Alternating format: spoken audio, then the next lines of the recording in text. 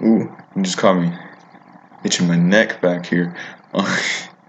What's up, movie lovers? It is Jay Spice Films and Food here, and I am sorry for taking a week to do this, but I had schoolwork and stuff, and yeah, it's pretty much the only excuse I have.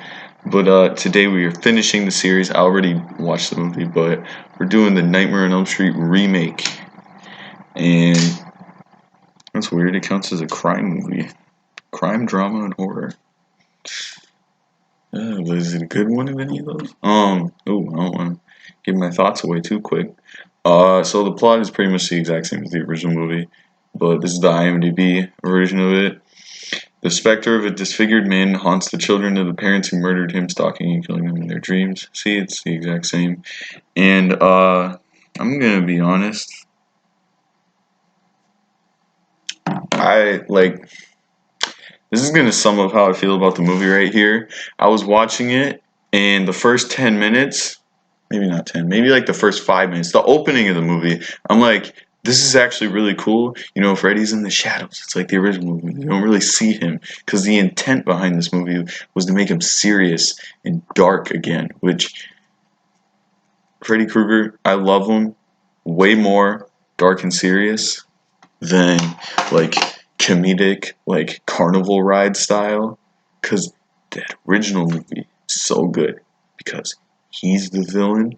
And once you get to like part four, a little bit in part three, but once you get to part four, it's just like, look at all this crazy dream stuff. And I've already said this before. And I'm even doing this right now because my guy Dave McCrae, I've talked about him a couple times before. Pretty much every time I think I've talked about horror movies, I'm just going to adjust my camera here just so you can see me a bit more. I'm not wearing the Elm Street shirt. I got a Black Panther poster shirt on.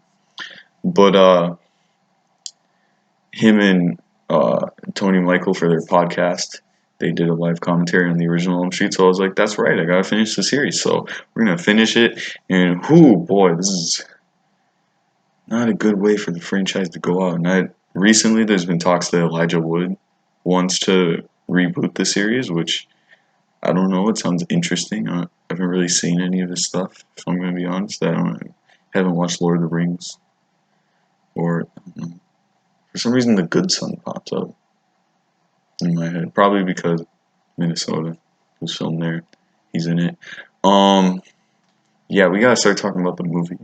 So I didn't even say who directed it or anything. I gotta do that. So I gotta look it back up. Or you know what? No, we don't need to. Whatever. Rooney Mara, Kyle Gellner, however you say his name, the dude who played Flash in Smallville, and Jackie Earle Haley, Clancy Brown. That's all I remember. It was directed by Samuel Bayer. I think that's his name. He did Pretty sure he directed the music video for "Smells Like Teen Spirit" by Nirvana. So that's kind of cool. That music video is better than the Elm Street remake. You have a sip. I haven't had one of these in a while. Code Red. I was gonna get yesterday I got this. I was gonna get a Mary mashup, but I decided I'll get that later. So that's a tease of a review. I actually have a bottle of it from when it first came out. So it'd be cool to retry that. That's not what we're doing. I'm getting into way too many tangents. I'm accidentally stretching this video out longer because I don't have a lot of thoughts on this movie.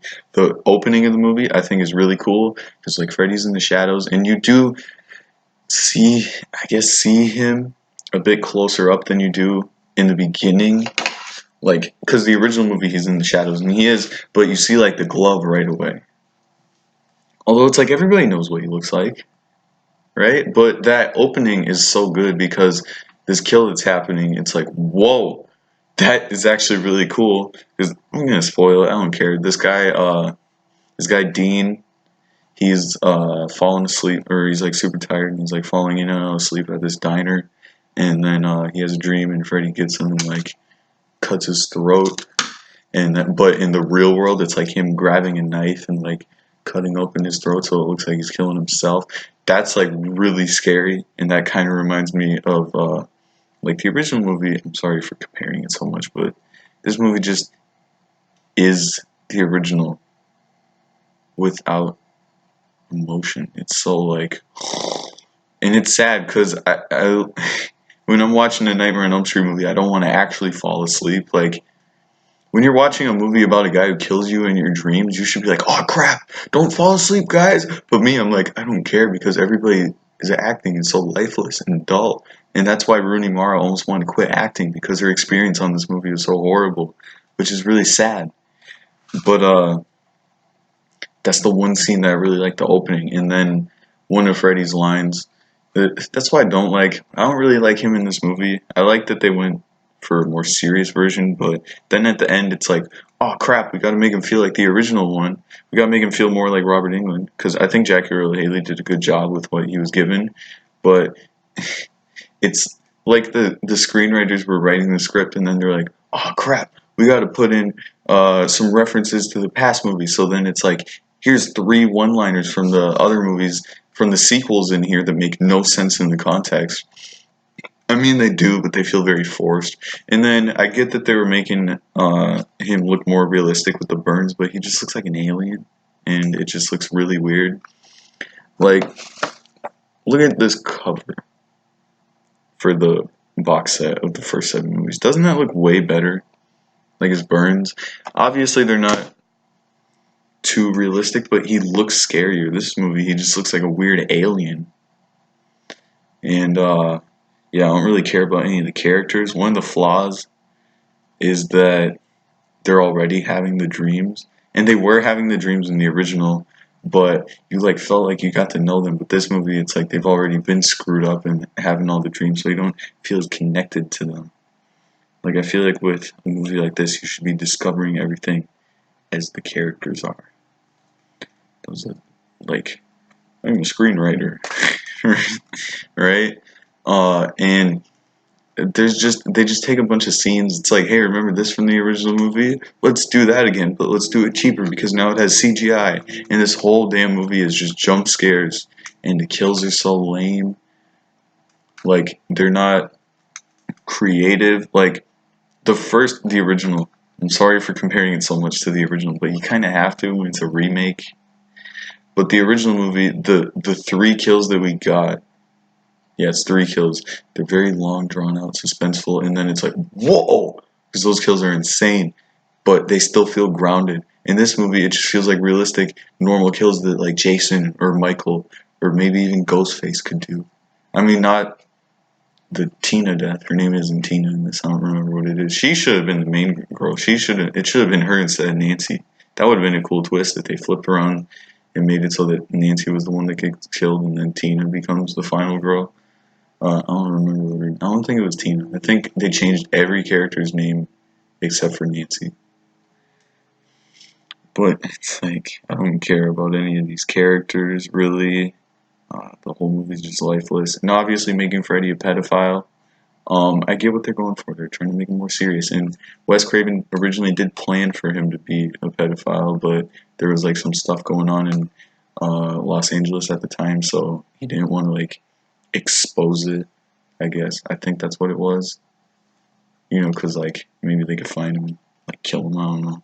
I don't know what I'm saying, but like he didn't want to be involved with that, so he just made him a child murderer, which I think that's scarier. Because obviously pedophiles are horrifying, but like just killing kids. When Freddy's killing kids, it's like why would he do that, right?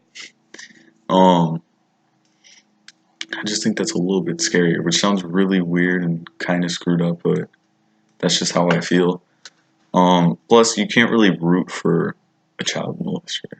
Because, like, even though Freddy does kill kids, like, he killed 6-year-olds or whatever, people still like him because he's entertaining. And now you just feel bad. Because he's like, I mean, you shouldn't really root for the villain anyway. So, I don't know how much of a problem this is. And then they have the random thing, which it wasn't as big as I remembered it being, but it's like, what if he's innocent and he was just blamed? And originally, because I hadn't seen this movie in a while, I was like, well, what the script should have done is either say he is a pedophile or he's innocent and not try to do both, but they're like, nope, he is. And then the innocent thing was just like what the characters thought, which it's a little interesting, but it's like, no, don't. And it's weird because this movie's so lifeless, but it has a guy who abuses kids and kills them. Like, I should be freaked out by that. I shouldn't be like, right?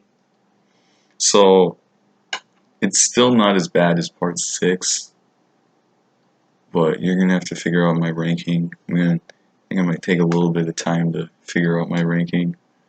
I think I have it mostly set, but yeah, that's the video I'm doing next, and then I'm doing one more video. But yeah, I gotta put the glove on. For now, this is Jay Spice Films and Food. I'm saying bye. Bye.